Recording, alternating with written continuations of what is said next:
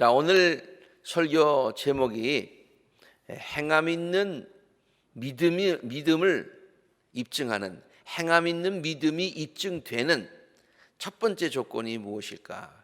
첫 번째 조건이라고 얘기를 했기 때문에 그 외에도 다른 것들이 많이 있는데 그 중에서 가장 첫 번째는 무엇일까라고 하는 그런 물음을 우리가 제목으로 삼고 함께 말씀을 오늘 야고보에서 함께 나누려고 합니다.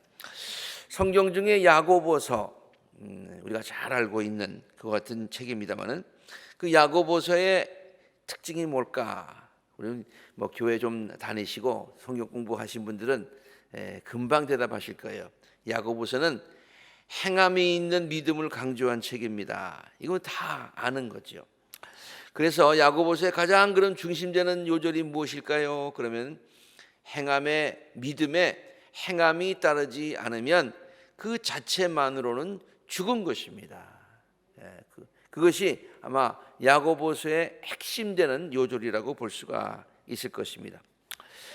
야고보서 그 바로 전 책이 무슨 책이지요? 히브리서. 참 우리 아콜라교회 성도님들의 수준이 정도입니다. 히브리서가 야고보서 바로 전에 나오는데요.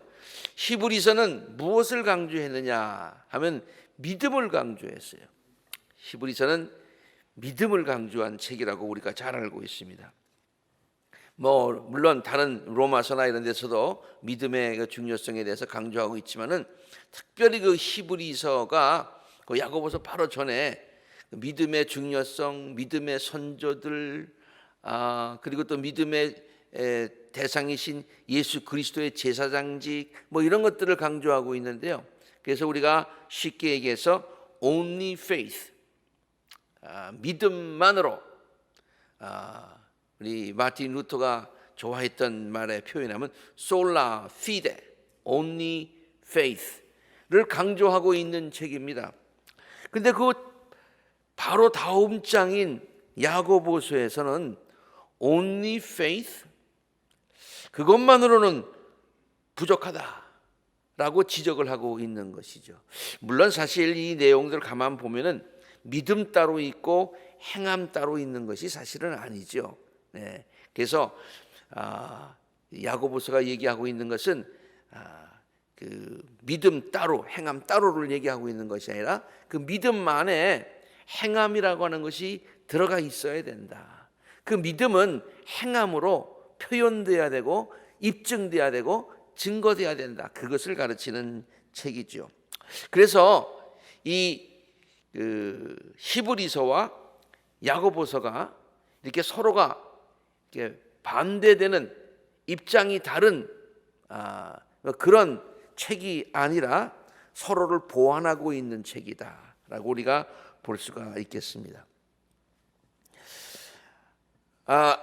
그러면서 야고보서에요, 성도들이 가진 그 믿음이 행함으로 입증되고 표현되는 그런 방법들에 대해서, 조건들에 대해서 굉장히 아주 자세하게 5장에 걸쳐서 그렇게 설명을 하고 있습니다. 그래서 제가 야고보서를 쭉 이렇게 다시 읽는 중에 어떤 관심을 가지고 이번에는 읽어보았는가 하니, 야고보서가 행함이 있는 믿음 안에 행함이 있어야 되고 그 믿음은 그 행함으로 입증이 되어야 된다고 하면서 여러 가지 구체적인 예들을 쭉 설명하고 있는데 무슨 생각이 들었는가 하니 그 중에서 가장 중요한 건 뭘까라는 그런 관심을 가지고 야고보서를 한번 다시 읽게 되었습니다. 가만 보니까 다 중요해요. 다 중요한 것들이에요. 그런데 그 중에서 가장 중요한 것이 무엇일까? 사도 야고보가 그 믿음을 증거하는 행함에서 가장 강조하고 싶은 이야기는 무엇일까라는 관점에서 제가 한번 읽어봤는데 여러분들도 그런 관심을 가지고 오늘 설교를 들으시기를 바랍니다. 오늘 야고보서를 강의하는 그런 시간은 아니기 때문에 또 자세하게 그 모든 그 믿음을 입증하는 행함에 대해서, 조건에 대해서 다 설명하지는 않겠습니다만은 제목만 한번 제목을 붙여서 한번 제가 정리를 해보았습니다. 그것은 믿음이 있다면은 유혹을 이길 수 있어야 된다는 거죠. 믿음이 있는데 세상의 유혹을 이길 수 있어야 그게 참 믿음이다. 그리고 믿음이 이렇게 정말 참 믿음이 있으려면 의롭고 성결하게 살고 세속에 물들지 않는 그러한 믿음이 참 믿음이다. 또 특별히 야고보서의 말에 대해서 많이 얘기하고 있는데요. 모든 것들이 이렇게 말로 표현이 되는데 그 말에 조심해서 성도들은 믿음을 가진 성도들은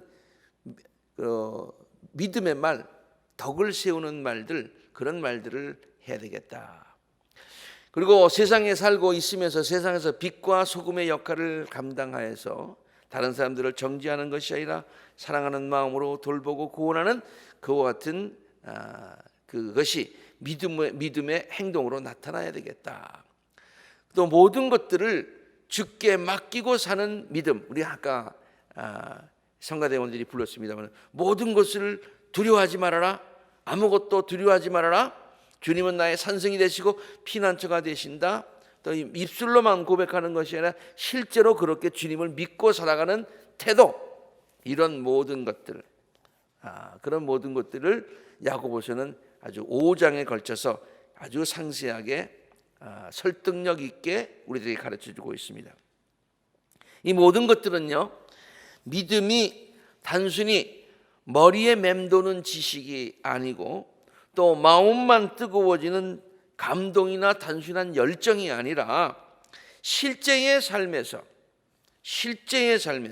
손과 발로 입증되고 증명되는, 그래서 하나님께 인정받고 많은 사람들에게 칭찬받는 그와 같은 신앙의 조건들이다. 삶의 태도, 신앙의 덕목들이다를 알 수가 있습니다. 그런데 제가 한 가지는 얘기 안 했습니다만은 야고보서가 지금 방금 열거한 것, 그 모든 것들을 말하기 바로 전에 강조해서 가장 첫 번째로 말한 것이 있습니다. 그것이 바로 시련과 역경을 이기는 믿음입니다. 그러니까 시련과 역경을 이기는 믿음 먼저 소개하고 그 이후에 조금 아까 얘기한 모든 신앙의 덕목들을 소개했다, 그런 거예요. 그래서 오늘 제가 이 설교를 준비하면서 제가 성경을 야고보서를 읽으면서 마음 가운데 왔던 그 관점이 있어요. 이걸 한번 우리 성도들과 나누고 싶다. 믿음이라고 하는 것은 그냥 믿음만 가지고 되는 것이 아니라 행함이 따라야 되는데, 그 행함이 따르는 것들은 여러 가지 야고보서가 설명하고 있는데 그 중에서 가장 야고보서가 가장 강조해서 말하고자 하는, 우리 성도들에게 가르쳐주고자 하는, 전하고자 하는 메시지가 뭐냐? 그것이 바로 첫 번째로 얘기한 것 같은 시련과 역경을 이기는 믿음이다. 그래서요, 야고보서가 시작을 하면은요, 앞에 간단한 인사말 1절에 기록하고 2절서부터 그냥 직접 얘기를 합니다. 나의 형제자매 여러분, 여러분이 여러 가지 시험에 빠질 때에, 이 시험이라고 하는 것은 그냥 세상의 유혹을 얘기하고 있는 것이 아니라 시련을 얘기하고 있습니다.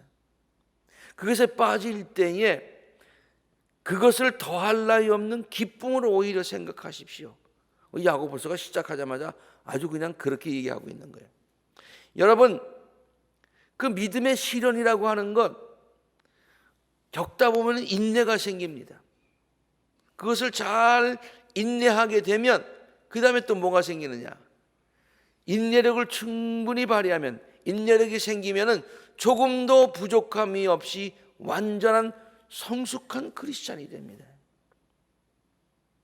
시련이 있으면은 그것을 믿음으로 이기다 보면 그것이 성숙한 삶, 성숙한 신앙인으로 우리를 만든다. 오늘 두 번째로 읽은 본문 말씀입니다만 1장 12절에서도 다시 한번 이것을 강조하고 얘기하고 있어요. 시험을 견뎌내는 사람은 복이 있습니다. 그 사람은 그의 참됨이 입증돼요. 그가 믿음을 가진 사람이라고 했는데 진짜 믿음을 가진 사람으로 입증된다, 그런 얘기예요.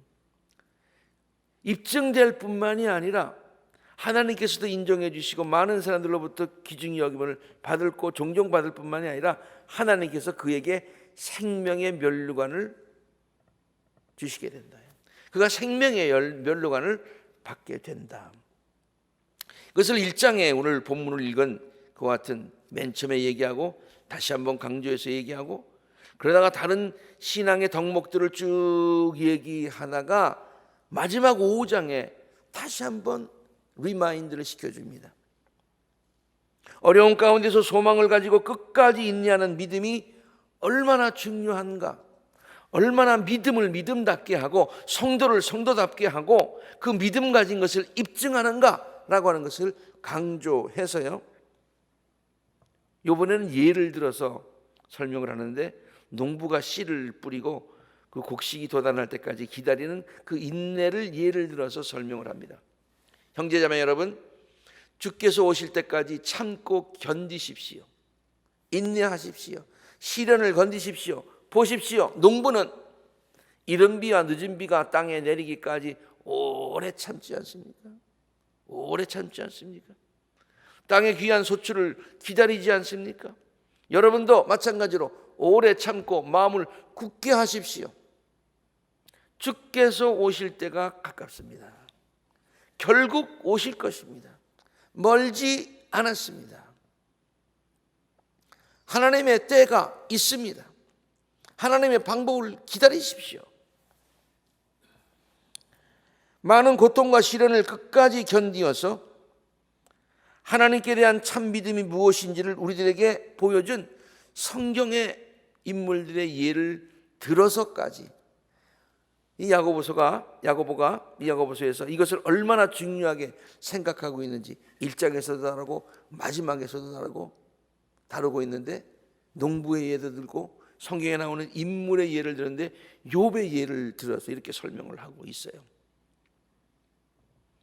형제자매 여러분, 여러분은 주의 이름으로 말한 예언자들을 고난과 인내의 본보기로 삼으십시오. 성경에 나오는 신앙의 인물들, 그를 롤 모델로 삼아서 그렇게 같이 한번 그들이 신앙을 입증한 것처럼 여러분들도 한번 입증해 보십시오. 보십시오. 참고 견딘 사람은 복되다고 우리는 생각합니다. 여러분, 욥을 대표적으로 한번 볼까요? 어떻게 참고 견디었는지. 주께서 나중에 그에게 어떻게 하셨는지, 어떻게 했어요? 배로 축복하지 않았습니까? 배로 축복했다. 그의 신앙이 성숙되었다. 욥기서 맨 마지막에 욥이 어떻게 고백합니까? 하나님, 이제야 내가 알았습니다. 그렇게 성숙하지 않았어요? 믿음의 발전이 있지 않았어요? 또 하나님의 축복이 있었죠. 하나님께서는 이렇게 자비와 긍휼이 넘치시는 분이십니다. 우리를 그냥 고난 중에 내버려 두지 않으십니다. 하나님께서 우리를 성숙시켜 주시고 우리에게 상을 주십니다. 이렇게 시련과 역경을 이기는 믿음, 시련과 역경을 이기는 믿음, 야고보서는 이것을 곧 행함이 있는 믿음이고 행함이 포함된 믿음이고 참된 믿음이고 성숙한 믿음이고 하나님께 인정받는 믿음을 입증하는 가장 중요한 기준이 된다고 강조하여 반복하여 처음서부터 끝까지 이렇게 야고보서를 통해서 우리에게 가르쳐주고 있는 것이죠. 사실 그 당시에 야고보서가 이 야고보서를 쓴 목적이 있어요. 그때 상황과 지금 상황이 완전히 똑같은 건 아닙니다만 신앙생활하기 어렵다라는 관점에서 보면 동일합니다. 그때는요, 야고보가 각 지역에 흩어져서 있는 초대교회 성도들을 향해서 이 편지를 썼어요. 그때 우리가 지금 요한계시록을 수요일마다 강의하고 있습니다만은 그때 상황하고 비슷한 거죠. 지금 교회가 핍박을 받고 있습니다. 성도들이 지금 어려운 가운데 있습니다. 성도들이 세상을 살아가면서 사실은 하나님께 귀중한 백조와 같은 성도들인데 미운 오리 새끼 취급을 받으며 살아가고 있습니다. 그래서 어떤 성도들은 신앙생활 하다가 참 힘들다 그렇게 생각하면서 포기할 때도 있습니다. 그래서 요한계시록은 사도 요한이 요한계시록을 통해서 성도들에게 하나님께서 보이신 소망을 환상을 보면서 그것을 전하면서 용기를 주고 인내하라고 권면하고 있는 것과 마찬가지로 사도 야고보는 성도들에게 이러한 어려움이 있을지라도 끝까지 견뎌라. 그래야 그 믿음이 입증되는 것이다 를 가르쳐주기 위해서 그 당시 예수를 믿는 신앙으로 인해서 고난과 역경을 당하고 있는 모든 크리스천들에게 끝까지 인내하는 믿음을 가지라고 권면하기 위해서 바로 이 책을 쓴 거예요. 그래서 시련과 역경을 이기는 믿음 가져라. 사도 이 야고보가 좀 아주 성격이 굉장히 좀 급한 것 같아요. 다른 얘기를 쭉 하고 나서 이렇게 얘기한 것이 아니라 그냥 마음이 급한 마음에 성도들에게 간단하게 1절에 간단한 인사를 하고 그리고 그냥 2절서부터 성도는 여러분들 인내하십시오. 인내하는 것이 믿음을 가졌다는 것을 증명하는 가장 중요한 것입니다라고 그냥 직설적으로 말하고 있어요. 요새 말로 하면 그것을 돌직구라고 그렇게 얘기를 하더라고요. 야구할 때 직구를 던지는데 촥 하고 아주 정면으로 변화구를 주는 게 아니라 그냥 딱 하고 주는 거예요. 그것도 돌직구처럼 그냥 세게 주는 거예요.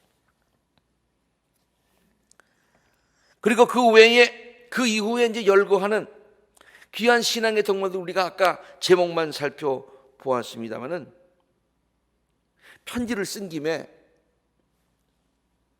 신앙 인내를 가지고 끝까지 신앙 지키는 것도 중요한데 기왕에 이 세상에 살아가는 동안에 세상에서 그러한 신앙의 덕목들을 많은 사람들에게 보임으로 인해서 세상의 빛과 소금으로 살아가고 세상에 영향을 미치는 성도로 살아가라고 그렇게 편지를 쓴 김에 권면의 말을 덧붙인 거예요. 쓴 김에 썼고 덧붙였기 때문에 그것이 중요하지 않다는 얘기 아닌 것 아시죠? 그것들도 다 중요합니다. 그러나 사도 이 야고보가 이 야고보서를 썼을 때 목적도 그렇고 신앙의 덕목 가운데 가장 중요하게 강조하고 싶은 것도 그렇고 그것이 뭐냐? 시련과 역경을 이기는 믿음이다. 그런 이유를 묻지 말고 무조건 인내하라. 그런 얘기는 아니에요. 우리들로 하여금 고난의 과정을 통과하게 하시는 하나님의 선하신 지금은 잘 이해할 수 없지만 깊으신 높으신 그 뜻을 헤아리면서 인내해라. 소망 중에 인내해라. 그런 얘기예요. 하나님의 귀한 뜻이 무엇일까? 야고보서는 우리에게 이렇게 간단하게 설명을 합니다. 우리를 성숙하게 하시기 위함이라고 하는 것이죠. 여러분은 믿음의 시련이 인내를 낳는 것을 알고 있습니다. 여러분의 인내력을 충분히 발휘하여 조금도 부족함이 없이 완전하고 성숙한 사람이 되십시오. 하나님은 우리를 성숙한 사람이 되기를 원하십니다. 작은 믿음이 아니라 큰 믿음 갖기를 원하십니다. 약한 믿음이 아니라 강한 믿음 갖기를 원하십니다. 어린아이 같은 믿음이 아니라 성숙한 믿음을 갖기를 원하십니다. 얕은 물가에서 늘 있는 그런 삶이 아니라 깊은 물가에 들어가서 크고 많은 풍성한 고기를 잡게 하시는 것이 우리를 향한 하나님의 뜻입니다. 우리를 성숙하게 하기 위해서 잠시 터널을 지나게 하시고 시련을 주신다. 세상 사람들은요, 이 얘기를 준비하다 보니까, 이 설교를 준비하다 보니까 갑자기 옛날에 들었던 한국 가요가 생각나더라고요. 아픈 만큼 성숙하게 된다고 하는. 아픈 만큼 성숙하게 된다. 물론 지금 말하는 것과 좀 맥락이 다릅니다만은 말만 보면은 어떤 아픈 만큼 성숙하게 된다고 세상 사람들도 얘기하고 있어요. 여러분, 스카라는 말에서 스타라는 말이 나온 것은 아니지만 C하고 T만 다르지만 의미가 완전히 다르죠. 하나님은 상처를 나중에는 우리에게 영광의 그런 면류관으로 스타로 우리를 삼아주신다. 하나님의 귀한 뜻, 우리를 성숙하게 하시고 우리를 높이시려고 하시는 하나님의 귀한 뜻, 잘 알지 못하지만 지금은 완전히 이해하지는 못하지만 그러나 하나님의 높고 깊고 넓은 그 뜻이 있다는 그 사실을 믿고서 이 실현의 과정을 거쳐야 된다. 같은 맥락에서 우리들의 믿음이 참됨을 보시고 생명의 면류관을 주시기 위함이다. 그래서 우리가 두 번째 읽은 본문 말씀 가운데 여러분의 믿음이 참됨이 입증되어서 생명의 면류관을 우리가 받게 될 것인데, 생명의 면류관을 주시기 위해서 우리 여러분이 이렇게 생각할 때가 있잖아요.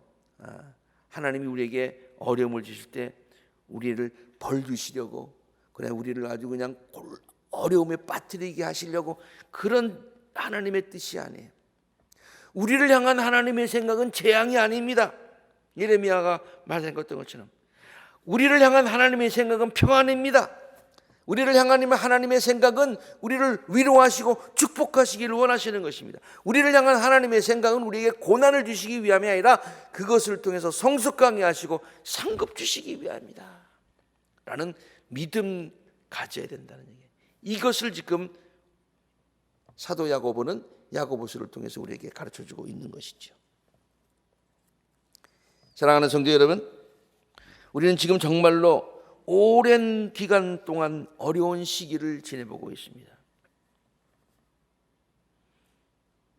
좀 말을 잘해야 될 것 같은데, 한국의 대통령이, 문재인 대통령이죠, 우리들로 하여금 한 번도 살아보지 못한 세상에 살게 했다고 그랬는데 진짜 그 말대로 된 것 같아요. 정말 한 번도 살아보지 못한, 겪어보지 못한 그 같은 세상을 우리가 지내면서 정말 혼돈스러웠습니다. 저도 목회를 이렇게 오래 하면서요, 굉장히 혼돈스럽더라고요. 목회가 무엇인가? 신앙이 무엇인가? 삶이 무엇인가? 다시 한번 모든 것들을 생각해 보게 되는, 맨 처음에는 굉장히 혼돈이었습니다. 그런데 조금씩 정리되면서 오히려 그것을 감사하게 되었습니다만은, 그러나 어려운 시기를 우리가 지내고 있어요. 경제적으로 어려운 시기를 지금도 지내고 있는 분들이 있습니다. 육신적인 질병으로 인하여서 인생의 어두운 시기를 지내고 있는 분들이 있습니다. 정말 아픈 분들의 이야기를 들어보면요, 그래서 낮에는 식구들이라도 있고 옆에 아내와 남편이라도 있어서 좀 위로가 되는데, 어두운 밤이 되어서 혼자 잠 못 이루고 아픔을 참고 있는 그 밤을 지내다 보면은 정말 어두운 터널을 지나는 것 같아요. 아니, 어두운 터널이 아니라 어두운 동굴 속에 와 있는 그런 느낌이라고 하는 것이죠. 그런데요, 우리 성도들은요, 이러한 믿음과 소망이 있어야 됩니다. 아무리 어두운 가운데 있어도 우리는 지금 동굴 속에 있는 것이 아니라, 하나님이 우리를 동굴에 두신 것이 아니라 터널을 통과하게 하신다라는 그런 믿음이 있어야 되는 줄로 믿습니다. 목사님 마찬가지죠. 어둡기는 마찬가지죠. 동굴도 어둡고요, 터널도 어둡고요, 다 침침하고요, 다 그렇지 않습니까? 어두운 것은 마찬가지고 쉽지 않은 것은 마찬가지입니다만 근본적으로 달라요. 터널에는 확실한 출구가 있다고 하는 것입니다. 확실한 출구가 있다. 사도 야고보도 성도들에게 이제 곧 모든 시련이 끝나게 될 것이라는 소망을 우리에게 주지 않습니까? 확실한 출구가 있다. 곧 출구가 있다.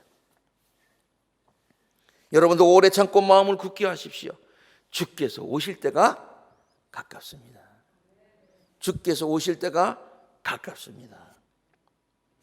터널을 지나는 것이 유익함이 있듯이요, 때로는 인생의 터널을 지나는 유익함도 있다고 성경은 우리에게 가르쳐주고 있어요. 유익하기 때문에 그 많은 돈을 들여서 힘든 걸 들여서 터널을 뚫지 않습니까? 여러분, 터널이 있다고 하면 그것을 통과해서 가시겠습니까? 아니면 저 건너편에 있는 저 넘고 넘어야 되는 그 산, 그걸 다 넘어서, 왜? 터널 통과하기 싫으니까 돌아서 넘어서 가시겠습니까? 여러분, 어디로 가시겠어요? 당연히 터널을 통해서 가지요. 당연히 잠시 어두운 과정을 지나더라도 터널을 이용하지 않겠습니까?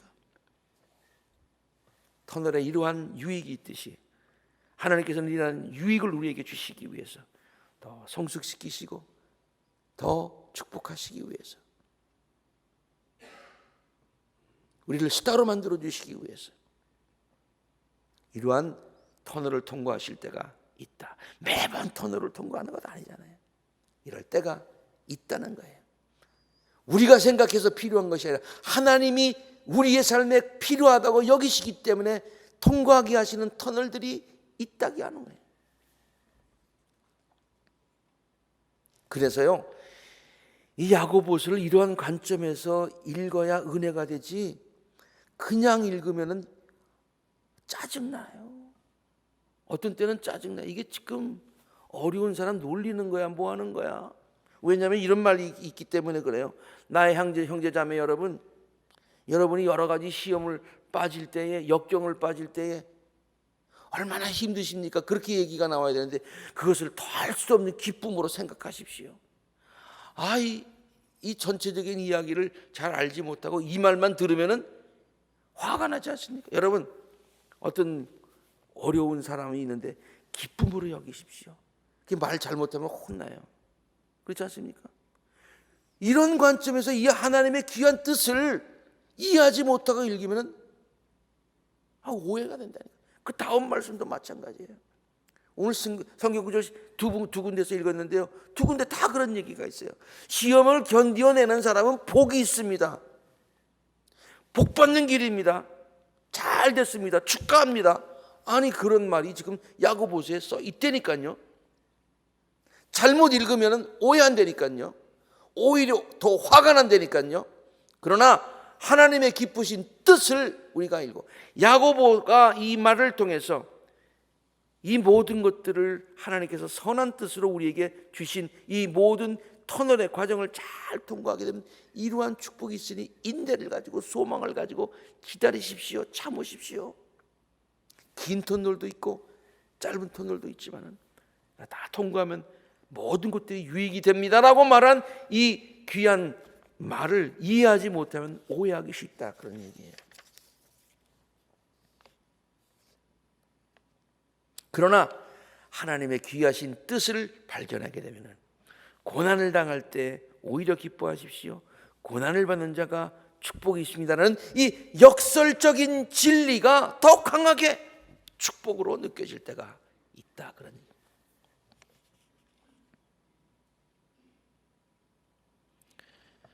성경에는 이러한 예를 들면 굉장히 많이 있습니다만 다 예를 들 수는 없고 한 가지 예만 들고 오늘 설교를 마치려고 합니다. 사무엘상 22장에 보면은요, 여러분, 다윗이 얼마나 복된 자입니까? 하나님께서 얼마나 사랑하는 자입니까? 그를 나중에 왕으로 삼으시고 가장 복된 왕으로 지금도 기억하게 하시지 않았습니까? 하나님께서 다윗을 선택하셔서 그에게 기름 부으셔서 왕이 되게 하셨습니다. 왕이 되게 하셨어요. 그런데요, 그 다윗이 지난 어두운 터널들을 가만 보면 너무 안타까운 것들이 많이 있어요.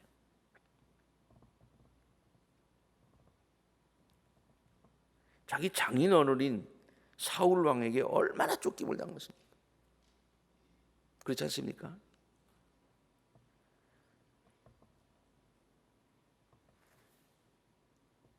사울 장인인 사울에게 쫓김을 당해요. 그래가지고 계속 광야에서 동굴에서 그 다음에 지내면서 그렇게 어려움을 당했어요. 참으로 어려운 과정이었습니다. 그런데요, 하나님께서는 그러한 과정을 통해서 다윗을 성숙한 이스라엘의 리더로 삼으셨고요. 그리고 또 가만 생각해 보면요, 참 신기한데요. 나중에 다윗이 왕이 되어가지고 그를 나라를 통일 왕국을 이루는데 도와준 많은 그의 지원자들, 조력자들, 참모들, 신하들이 언제 만난 신하들이냐면 다 그때 어려운 시절에 하나님께서 붙여주신 사람들이에요.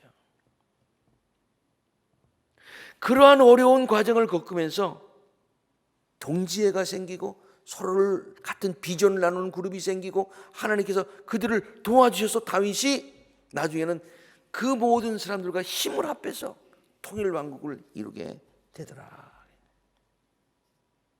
결국 다윗이 겪었던 시련의 과정은 하나님께서 다윗을 성숙하게 하시고 축복하시는 과정이었다고 하는 것. 그래서 성경은 우리들에게 증거하고 있는 것이죠. 다윗 얘기뿐만이 아닙니다. 여러분, 그런 관점에서 성경에 있는 인물들을 다 한번 보세요. 그 터널을 지나지 않는 신앙의 위대한 인물이 있는지, 하나님께서는 그 신앙, 그들에게 고난을 주시면서 그걸로 끝나게 하셨는지, 아니면은 마지막을 하나님께서 더 복되게 하셨는지, 그런 관심을 가지고 한번 다시 읽어보시라니까요.